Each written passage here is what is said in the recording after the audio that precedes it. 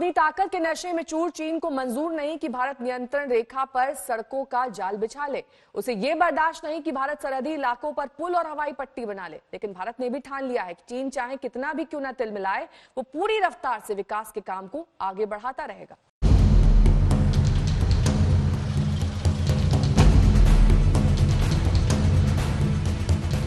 लद्दाख से नियंत्रण रेखा तक जाने वाली इन बेहतरीन सड़कों के निर्माण से चीन बौखलाया हुआ है। नियंत्रण रेखा के पास विकास के इन कामों पर चीन को आपत्ति है। गलवान नाला और पेंगोंग त्सो झील के पास भारत सड़कों और पुलों का निर्माण कर रहा है। 5 मई को झड़प की शुरुआत इन सड़कों के निर्माण को लेकर ही शुरू हुई, लेकिन इन इलाकों में सड़कों का जाल बिछाने वाला बॉर्डर रोड ऑर्गेनाइजेशन यानी बीआरओ काम को तेजी से बढ़ाता जा रहा है। जिस अंदाज से सीमा सड़क संगठन ने इस पूरे इलाके में चीन से सटी सीमा के साथ सड़कों का जाल बिछाया है और बड़े बड़े और महत्वपूर्ण पुलों का निर्माण किया है, उससे चीन तिलमिलाया है। दरअसल दुर्बक श्योक दौलत बेग ओल्डी रोड बनकर तैयार है, लेकिन श्योक नदी पर बन रहे 450 मीटर लंबे पुल को अंतिम रूप दिया जाना है। इसके लिए रक्षा मंत्रालय को मजदूरों की जरूरत है। सूत्रों की माने तो रक्षा मंत्रालय ने भारतीय रेल से 11 ट्रेनों की मांग की है। इन ट्रेनों से श्रमिकों को लद्दाख, हिमाचल और जम्मू कश्मीर ले जाया जाएगा। भारत चीन तनातनी के बीच बिहार झारखंड के श्रमिक बॉर्डर पर बाकी बचे प्रोजेक्ट को पूरा करेंगे। ये ट्रेन 4 जून से 28 जून के बीच चलाई जाएगी।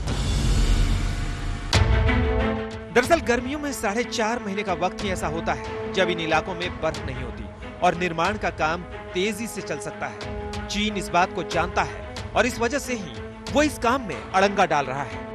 स्टैंड ऑफ में जहां तक कि एडवांटेज और डिसएडवांटेज का सवाल है, दोनों मैं कहूंगा आईबॉल टू आईबॉल है, नंबर 1।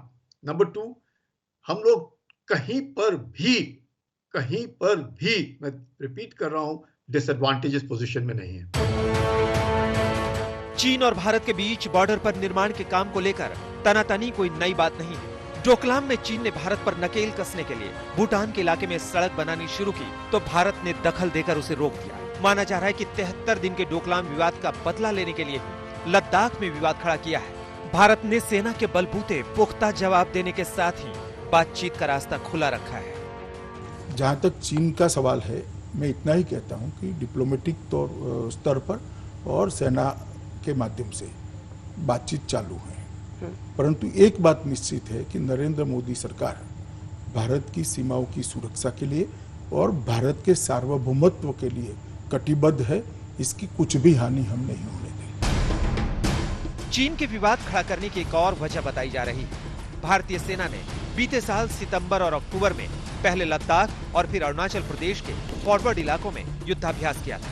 सितंबर में लद्दाख में भारत चीन के बीच तनातनी के तुरंत बाद भारतीय सेना ने पूर्वी लद्दाख में अपने सारे सैन्य इकाइयों को जोड़ने वाला युद्धाभ्यास किया था। इसमें टैंक, पैदल सैनिक, पैराट्रूपर और बख्तरबंद गाड़ियों का इस्तेमाल किया गया था। महीने भर के भीतर अरुणाचल प्रदेश में नियंत्रण रेखा से 100 किलोमीटर दूर भारत ने दूसरा युद्धाभ्यास किया। इसमें सेना ने चीन के खिलाफ अपनी नई रणनीति की परीक्षा लेने के लिए 14,000 फीट की ऊंचाई पर सैनिकों को उतारा।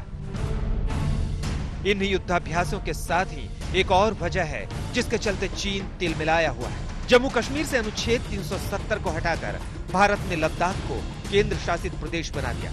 संप्रभु देश भारत का ये फैसला भी चीन को हजम नहीं हो रहा। अशरफ वानी, लद्दाख, आज तक।